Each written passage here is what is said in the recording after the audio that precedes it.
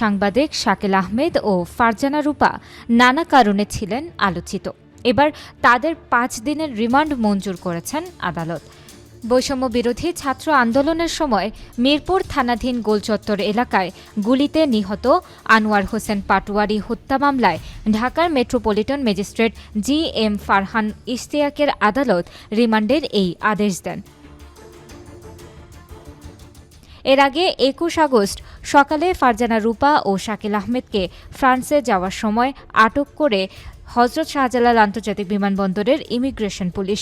পরে বিমানবন্দরের দায়িত্বরত ডিবি পুলিশের কাছে তাদেরকে হস্তান্তর করা হয়।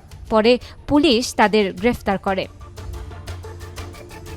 ৫ আগস্ট সরকার পতনের পর পরিবর্তিত পরিস্থিতিতে ৮ আগস্ট ৭১ মিডিয়া লিমিটেডের ব্যবস্থাপনা কর্তৃপক্ষের সিদ্ধান্ত ও নির্দেশনা অনুযায়ী শাকিল আহমেদ ও ফারজানা রূপাকে